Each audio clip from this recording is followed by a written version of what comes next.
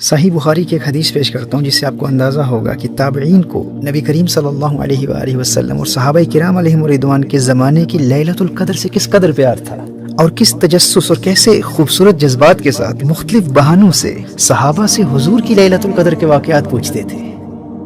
صحیح بخاری کی حدیث حضرت ابو سلمہ رحمہ اللہ جو کہ ایک تابعی ہیں اور حضرت عبد الرحمن بن عوف رضی اللہ تعالیٰ عنہ کے بیٹے ہیں، ایک بہت بڑے عالم اور فقیہ تھے اور صحابی رسول حضرت ابو سعید خدری رضی اللہ تعالیٰ عنہ کے دوست تھے۔ حضرت ابو سلمہ فرماتے ہیں کہ میں اپنے دوست حضرت ابو سعید خدری رضی اللہ تعالیٰ عنہ کی بارگاہ میں حاضر ہوا اور عرض کی کہ کیوں نہ آج ہم فلاں باغ میں سیر کے لیے چلیں، سیر بھی ہو جائے گی اور اسی بہانے کچھ باتیں بھی کر لیں گے۔ اب سیر کیا کرنی تھی، ان کا ارادہ یہ تھا کہ ان کو سیر پر لے جاؤں گا اور سیر کے بہانے کچھ محبوب کا ذکر بھی ہو جائے گا،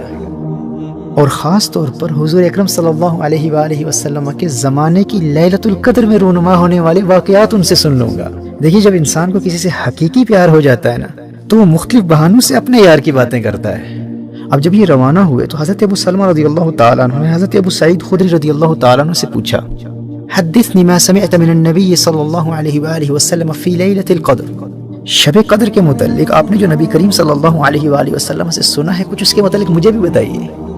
حضرت ابو سعید خدری رضی اللہ تعالیٰ عنہ نے نبی کریم صلی اللہ علیہ وآلہ وسلم کے زمانے کی لیلۃ القدر کا ایک دلچسپ واقعہ بیان کیا۔ آپ نے فرمایا کہ نبی کریم صلی اللہ علیہ وآلہ وسلم نے ماہ رمضان کے پہلے عشرے میں اعتکاف کیا، فاعتکفنا معه فأتاه جبریل فقال ان الذي تطلب امامك، ہم صحابہ نے بھی آقا کریم صلی اللہ علیہ وآلہ وسلم کے ساتھ اعتکاف کیا اور جبریل امین نازل ہوئے اور بتایا کہ آپ جس کی تلاش میں ہیں وہ آگے ہے، یعنی ابھی جس پہلے عشرے میں آپ لیلۃ القدر کو تلاش کر رہے تھے اس میں لیلۃ القدر نہیں تھی، لیلۃ القدر ابھی اس سے آگے ہے۔ چنانچہ نبی کریم صلی اللہ علیہ وآلہ وسلم نے دوسرے عشرے میں بھی اعتکاف کیا اور ہم صحابہ نے بھی حضور اکرم صلی اللہ علیہ وآلہ وسلم کے ساتھ دوسرے عشرے میں پھر اعتکاف کیا۔ اب ایک مرتبہ پھر جبریل امین آئے اور آ کر بتایا کہ آپ جس کی تلاش میں ہیں وہ آگے ہیں۔ اب یہاں ایک روایت میں یہ الفاظ ملتے ہیں کہ اس وقت صحابہ کرام علیہم رضوان اپنے گھروں کو روانہ ہو چکے تھے کیونکہ 20 دن مسلسل اعتکاف کے گزر چکے تھے، لیکن نبی کریم صلی اللہ تعالی علیہ وآلہ وسلم نے 20 رمضان المبارک کی صبح کو خطبہ دیا اور خطبے میں فرمایا کہ جس نے میرے ساتھ اعتکاف کیا تھا وہ لوٹ کے آ جائے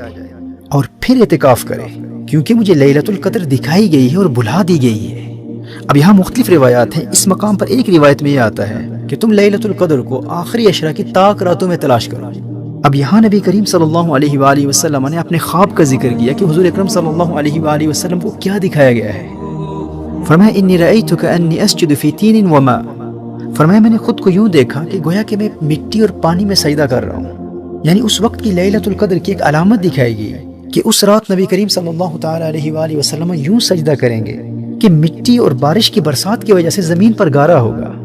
حضرت ابو سعید خدری رضی اللہ تعالیٰ عنہ ارشاد فرماتے ہیں کہ اس وقت مطلع اس قدر صاف تھا کہ آسمان پر بادلوں کا نام و نشان تک نہ تھا۔ فرمایا لیکن ہم کیا دیکھتے ہیں کہ اچانک آسمان پر ایک پتلا سا بادل کا ٹکڑا آیا، اور ایک روایت میں ہے کہ دیکھتے ہی دیکھتے ہمارے سروں کے اوپر بادل کا وہ ٹکڑا پھیل گیا۔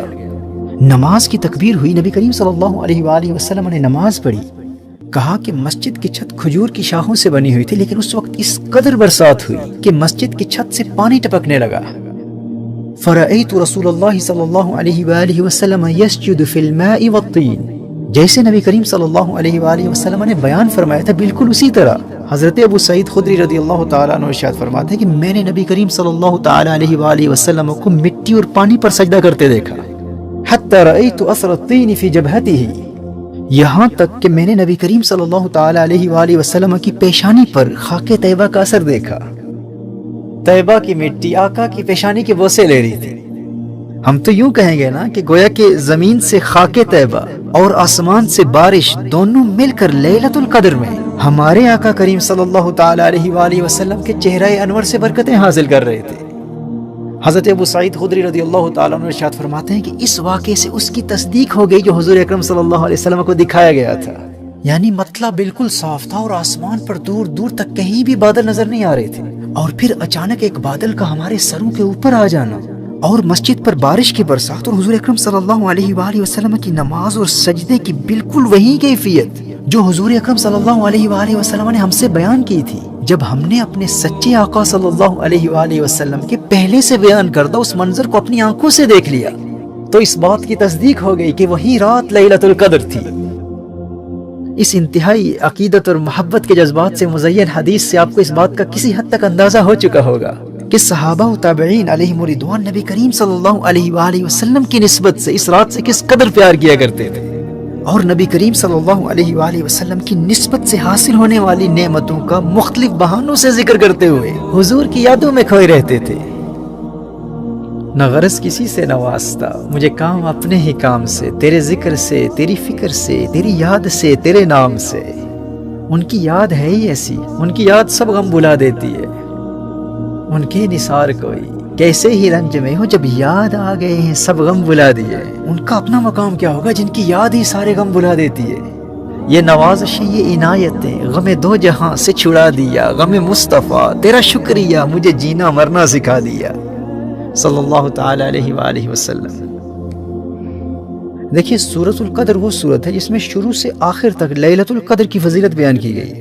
اور یہ تمام سورت اسی رات کی اہمیت اجاگر کرنے کے لیے نازل ہوئی ہے۔ سیدنا حسن بصری رحمہ اللہ ارشاد فرماتے ہیں کہ سورۃ الکوثر سورۃ القدر سے پہلے نازل ہوئی۔ انا اعطیناک الکوثر، سورۃ الکوثر میں اللہ نے اپنے حبیب کریم صلی اللہ تعالی علیہ وآلہ وسلم کو الکوثر کی صورت میں ایک عظیم تحفہ عطا فرمایا تاکہ حضور خوش ہو جائیں۔ محبوب کی رضا کی خاطر، محبوب کو خوش کرنے کے لیے نبی کریم صلی اللہ علیہ وآلہ وسلم کو ایک بہت بڑا تحفہ الکوثر کی صورت میں عطا فرمایا، لیکن وہ کریں واقعہ اس وقت تک خوش ہوتے ہی نہیں جب تک اپنی امت کو خوش نہ کر لیں۔ حضرت حسن بصری فرماتے ہیں کہ نبی کریم صلی اللہ تعالی علیہ وآلہ وسلم کو اپنی امت کے لیے بھی تحفہ چاہیے تھا۔ قرآن کریم کی صورتوں کے شان نزول کی روشنی میں ارشاد فرمایا کہ ان دو صورتوں کے نزول میں اس قدر قرب اس لیے ہے کہ جب اللہ نے اپنے حبیب کو الکوثر کی صورت میں ایک عظیم الشان تحفہ عنایت فرمایا تو حضور نے امت کے لیے تحفہ طلب کیا، اور اللہ نے اپنے حبیب کی خواہش کی تکمیل کے لیے سورۃ القدر نازل فرما دی۔ گویا کہ اللہ ارشاد فرما رہا ہے محبوب تجھے خوش کرنے کے لیے تجھے تحفہ دیتا ہوں، انا اعطیناک الکوثر، اور اگر امت کی خوشی کے بغیر تو خوش نہیں ہوتا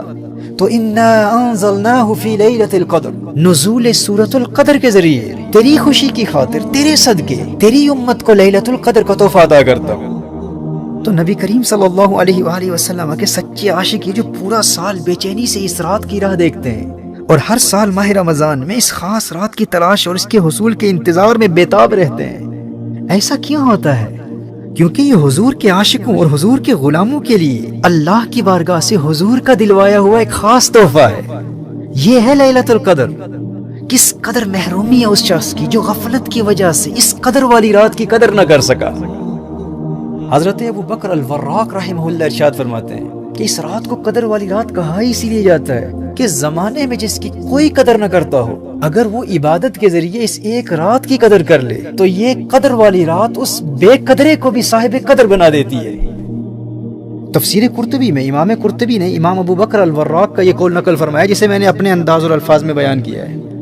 میرے دوستو، میری بھائی اور میری بہنوں، حضور سے سچی محبت کرنے والا سستی اور غفلت کی وجہ سے حضور کے دلوائے گئے اس تحفے کی کبھی بے ادبی نہیں کر سکتا۔ اسی لیے گزشتہ بیان میں اس رات کو تلاش کرنے کے مختلف طریقوں اور اس رات کی فضیلت اور حکم کے حوالے سے اسلام کے اصولوں اور شریعت مطہرہ کی ترجیحات کی روشنی میں جو 12 نکات میں نے بیان کیے ہیں، اور ابھی تو انگلش میں لیلۃ القدر 12 پوائنٹ ایکشن پلان بھی چھپ چکا ہے، اس کے ہر پوائنٹ پر عمل کرنے کی بھرپور کوشش کرنی ہے۔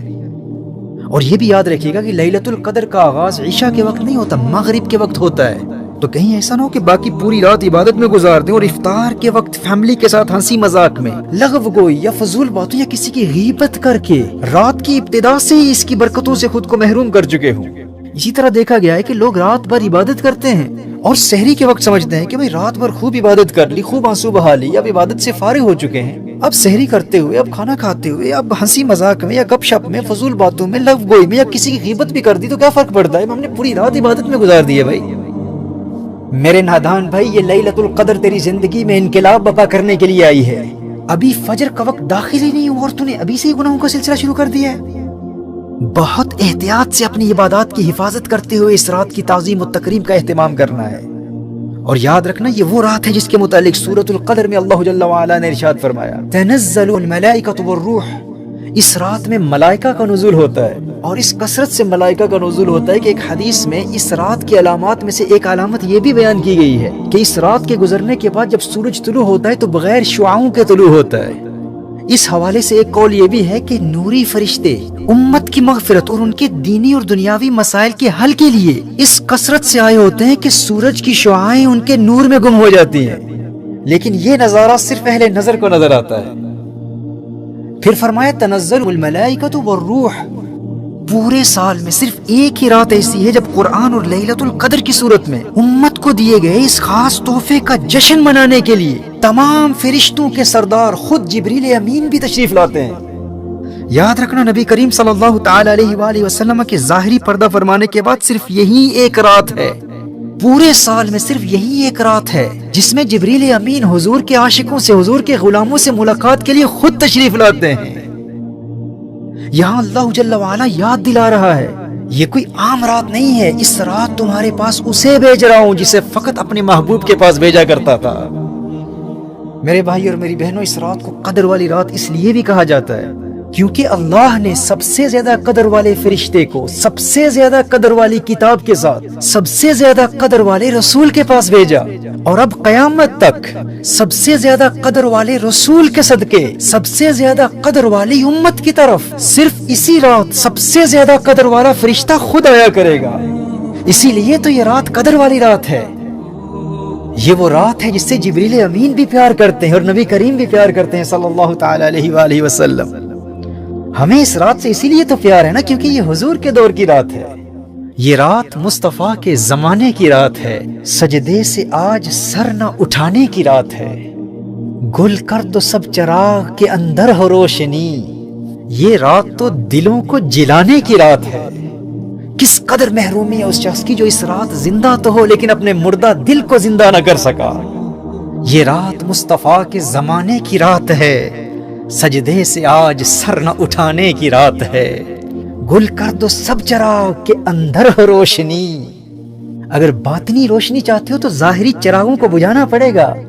اپنی آنکھوں کو بند رکھنا پڑے گا، دنیا کے حسن سے کنارہ کرنا پڑے گا، پھر دل کی آنکھ کھلے گی۔ ہو دید کا جو شوق تو آنکھوں کو بند کر، ہے دیکھنا یہی کہ نہ دیکھا کرے کوئی۔ اور پھر کہتے ہو کہ انہیں دیکھنا چاہتا ہوں لیکن دنیا کے چراغوں کو بجھانے کے لیے بھی تیار نہیں ہوں، چاہتا ہوں کہ دل کی آنکھ کھل جائے لیکن میں یہ ظاہری آنکھیں بند تو نہیں کر سکتا، میں موویز بھی دیکھوں گا، بدنگاہی بھی کروں گا، لیکن انہیں بھی دیکھنا چاہتا ہوں۔ کوئی قربانی دینے کے لیے تیار نہیں ہو سکتا لیکن انہیں دیکھنا چاہتا ہوں۔ دنیا کے ہر کام کے لیے قربانی دینے کے لیے تو تیار ہے لیکن ان کی رضا، ان کی خوشی کے لیے کچھ قربان نہیں کر سکتا۔ تو نے عشق کو کھیل سمجھ رکھا ہے۔ کل تک جو قوم کھیلتی تھی شمشیروں کے ساتھ آج فلمیں دیکھتی ہے ہمشیروں کے ساتھ۔ تو شمشیروں کے ساتھ کھیلنے والا تھا، آج اپنی بہنوں کے ساتھ موویاں دیکھنے والا بن گیا اور پھر ان سے محبت کا دعویٰ بھی ہے۔ یہ وہ رات ہے جو تیرے باطن میں ایسا انقلاب بپا کر دے گی کہ تو دنیا کی ہر خواہش قربان کرنے کے لیے تیار ہو جائے گا، بس خلوص نیت سے اس قدر والی رات کی قدر کر لے۔ گل کر دو سب چراغ کے اندر ہو روشنی، یہ رات تو دلوں کو جلانے کی رات ہے۔ آئے ہیں آج ہم کو فرشتے خریدنے، آئے ہیں آج ہم کو فرشتے خریدنے، یہ عشق کی دکان سجانے کی رات ہے۔ چلتے ہیں آؤ ساقیے کوثر کی گھاٹ پر، یہ حشر تک کی پیاس بجھانے کی رات ہے۔